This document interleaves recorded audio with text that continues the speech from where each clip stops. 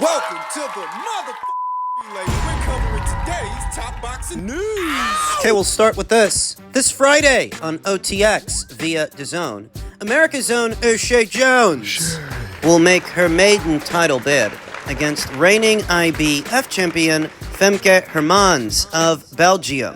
What will be Usyk Jones's fourth appearance under the OTX banner. OTX, a well-to-do, albeit small promotional outfit that has a broadcast deal with DAZN and have done several fights, fun ones. Usyk Jones, 7-0, 26 years old, to Femke Hermans, who's 18-4 at 34. Is Usyk Jones ready for this? Because when Mary Spencer fought this same Femke Hermans, she wasn't. And Mary Spencer, like Usyk, was a standout amateur, decorated. Femke outclassed her. Not once, but twice. Mary Spencer's propensity to be aggressive and throw big shots, big punches, mid-range to inside, it worked against her with Femke. Usyk is pretty aggressive too, mid-range to inside. Is she gonna end up like Mary?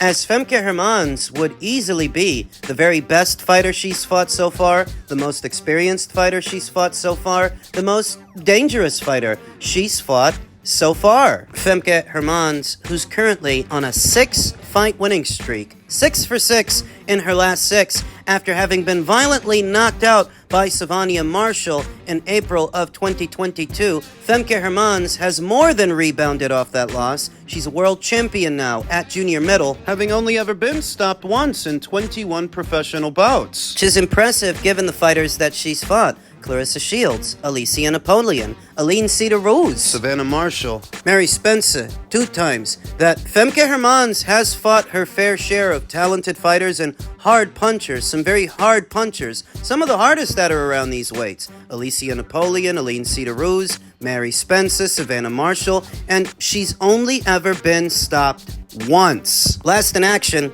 at the beginning of this year, in January, she fought 3 times last year, and she will have fought 2 times this one. big step up in class for Usyk Jones. Usyk Jones, who fought 4 times last year and has already fought 2 times this one, once in March, then again in July. If you are not already familiar with Femke Hermans and what Usyk is going to be dealing with in Femke Hermans, so Femke is primarily a mid-range to inside fighter, combination puncher. Aggressive, And fast, though not always defensively sound. she can be caught in between the punches. That's how Savannah Marshall was able to catch her and put her down. So I don't think Usyk Jones punches quite as hard as Savannah Marshall, but she does like to punch. She is fast. She is agile. It's not just hand speed with Usyk Jones. It's foot speed, mobility, agility, which is important. They've got the same sweet spot, Usyk Jones and Femke Hermans. Though, you will notice the quality of their work.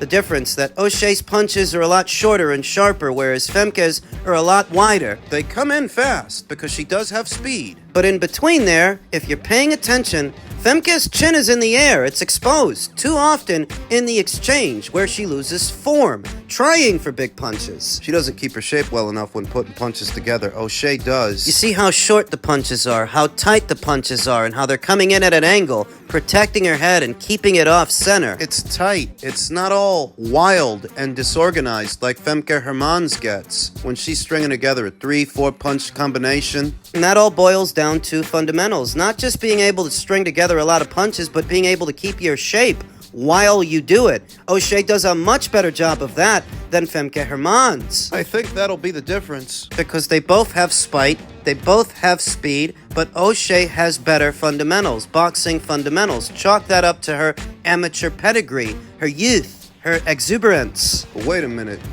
If Mary Spencer's aggression worked against her against Femke, why would Usyak's aggression work for her? Well, because Mary's looking to do you in with big shots, big single shots, big hooks that if they don't land, she's wide open to be countered. The difference is how defensible the punches are. That Mary's punches are strong. They're very strong, and if they land, they can hurt you. But if they don't, she's the one who was in trouble because she was overcommitting. She was wide open to be countered. Usyk Jones, I don't think, is going to have that problem because all of her punches are tight. All of her punches are defensible. It will be a lot harder for Femke to catch Usyk in between the punches because the punches themselves are tighter and they're coming in fast. Faster than, say, Mary Spencer's punches. I like O'Shea Jones to win a points decision. At minimum, I think she can do that. Femke is a tough old bird. Hard to stop, and it's only ever happened once. Against one of the biggest punchers anywhere at or around these weights. Savannah Marshall. It's the only woman to ever knock out Femke Hermans, and I don't think O'Shea cracks quite as hard as Savannah Marshall, but I do think she can outpoint Femke Hermans. I do think she can get the best of her mid-range to inside. So I'm going with O'Shea Jones to lift the IBF junior middleweight title from Femke this Friday. Look for this on DAZN. Men's cruiserweight news. You know, in my previous video, I talked about the potentiality of a Zurdo Ramirez versus Jai Opetaia fight. A great fight, as both guys have been really looking the part. Though in a sport as tribal as boxing, you can't really break down a fight without the fight fans trying to make it about themselves and whatever it is they have in common with a fighter, whether it's the fighter's race, ethnicity, origin, Where they're from. I say it all the time. Tribalism does have its place in all of organized sports. Tribalism is what sells the merch, sells the tickets, the pay-per-views. Tribalism. It has its place. That's at the box office and at the gate. But not any conversation that I'm having, not any fight that I'm breaking down is I don't pick the winner of the fight based on what I have in common with them. When I picked Zurdo Ramirez to beat Arsen Goulamarian, and more recently Chris Billum Smith, well, it's not because I'm Mexican. I'm not. And when I picked Jai Opetaia to beat Mayris Briedis, not once but twice, it's not because I'm Australian. I'm not. Forecasted the outcomes of those fights based on the boxing. The boxer's ability to box. That's what you're discussing, trying to, when you're breaking down a fight. Whereas this guy, This idiot that goes by the name Real Edeng Boxeo said Jai Opetaia fought all bums, except for a 40-year-old, 2 years inactive Mayris Briedis, who broke his jaw in the first fight and his nose in the rematch. I wouldn't be surprised if Zurdo tunes up Jai Opetaia, this is not boxing talk. because he had to get creative about it. Creative with his criticism of Jai Opetaia against Mayris Briedis. For starters, the first time they fought, Mayris Briedis wasn't inactive for 2 years. he was coming off a knockout win over Artur Mann a few months before he fought Jai. Less than a year. At the time, he was ranked as the consensus #1 cruiserweight in the world. Ring Magazine and IBF champion at the time. Not the stuff you're saying. Sure, Jai struggled with him, but he was the best guy at cruiserweight at the time, so I expected Jai would struggle with him. It was a great fight. It was a great win. Both times. But to simply state that Mayris Briedis was 2 years inactive when Jai Opetaia fought him, that's not accurate. You're talking about the rematch, most of which Jai Opetaia dominated for long spells. It's not really until the tail end of the fight that Mayris Briedis was having any success, and by then it was too late. The deficit was too great. Jai had too many rounds in the bank. So, I mean, this is obvious to anyone who saw those two fights and has a level head and isn't a tribalist.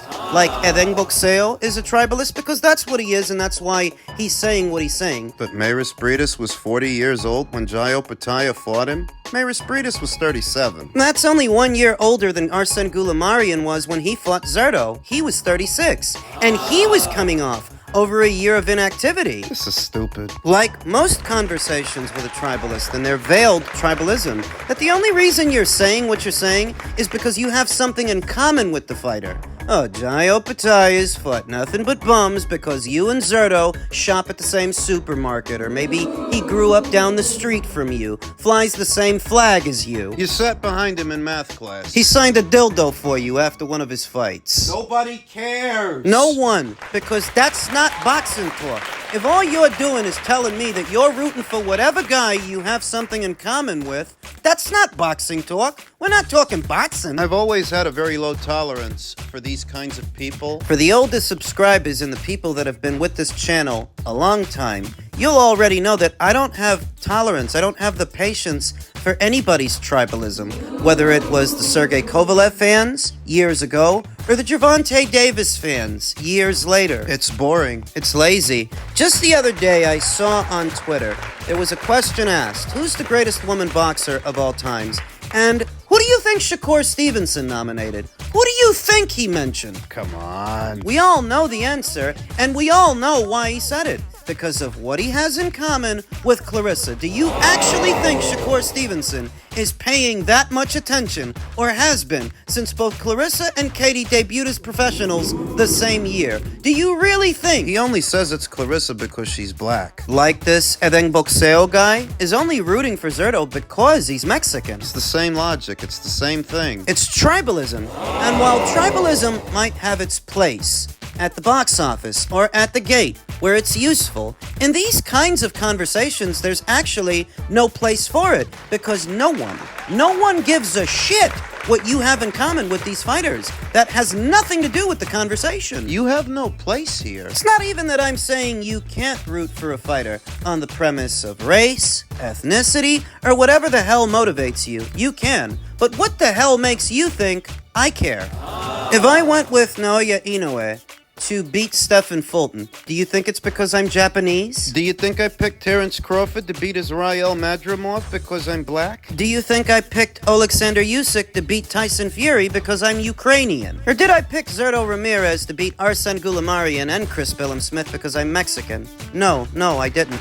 I'm none of those things. I picked those fighters to win those fights because of the boxing. Talking about boxing, not flags. Boxing. And if the only way you can do that is this veiled form of tribalism where you start suddenly trashing one guy in favor of the other for whatever you have in common with them, spare me. Go be stupid by yourself. Be a tribalist by yourself. Root for whoever you want to root for whatever reason you want to root for them by yourself. Because this channel is not for you. It never was. The problem with stupid people of a linear mindset is they don't want to be by themselves. They get lonely. They've nothing to contribute to the conversation, nothing to offer aside from their own tribalism, which is very obvious. Thus, no one listens. Realizing that no one will, they try to hide it, disguise it. When it's very obvious why you're saying what you're saying, that's why it's stupid. And that's why nobody wants to talk to you. If Zurdo wins the fight, it's not going to be because of anything you have in common with him. It's not going to be because you and him fly the same flag.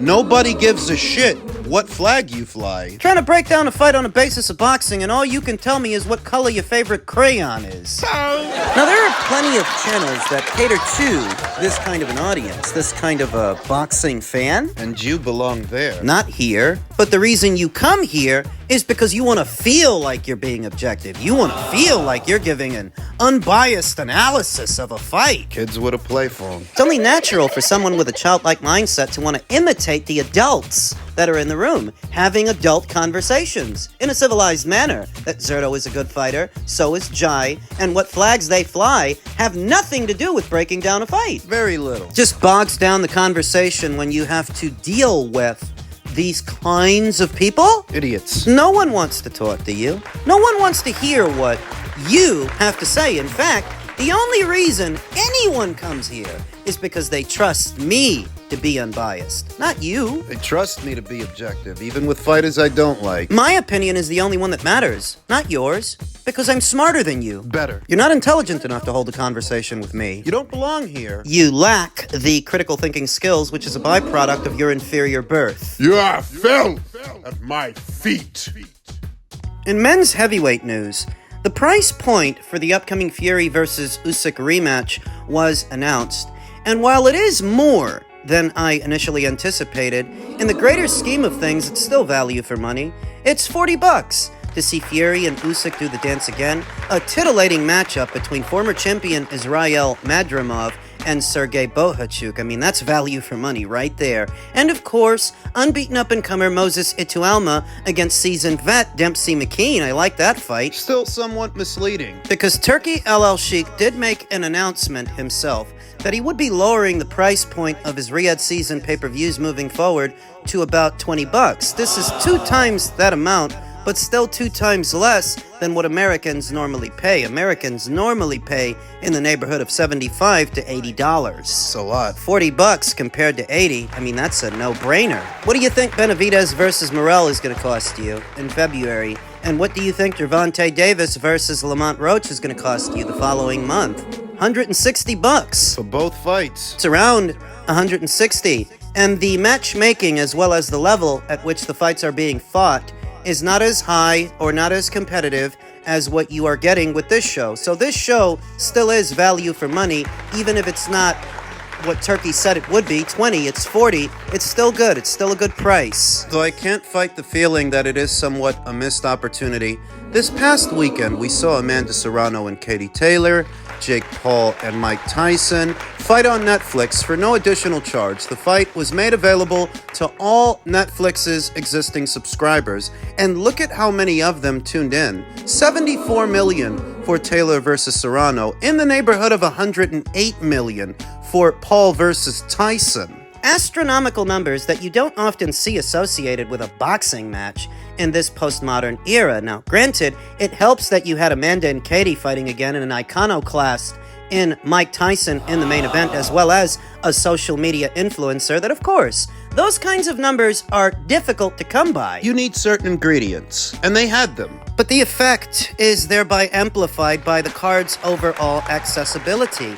that it was accessible to anyone and everyone with a Netflix subscription, which further accents the need to bring boxing back to the people, make it accessible, because it's a poor man's sport. It always has been. At its very biggest in the golden era, you didn't have to go through as many paywalls to watch a boxing match, a high-level boxing match. It is counterintuitive to tuck boxing away in a corner behind a paywall, away from where everyone can see it, to return the sport to its former glory, especially in the American market where a pay-per-view costs more than anywhere else. You gotta give it back to the people if you want it to grow. America needs it to, more so here than other places. So it's not a criticism, but merely an observation. On the heels of this news that Fury versus Usyk 2 is gonna run you about $40 American. It's affordable, it's reasonable. But think about what kind of numbers this could do if not for the paywall. And, you know, established names like Tyson Fury and Oleksandr Usyk, of course they're going to come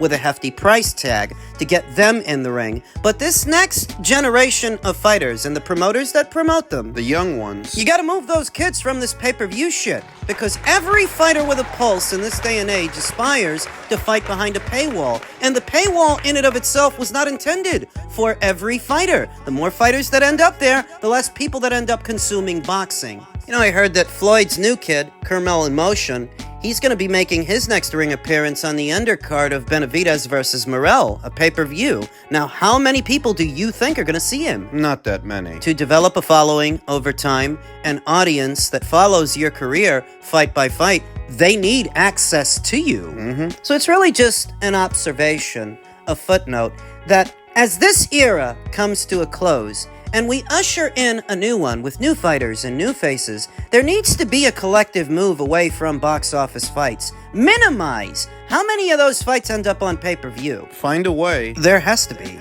We can't keep doing this. Not healthy. Motivated by greed and the pursuit of short-term gains, in the long term, it costs the sport, and it costs it a lot.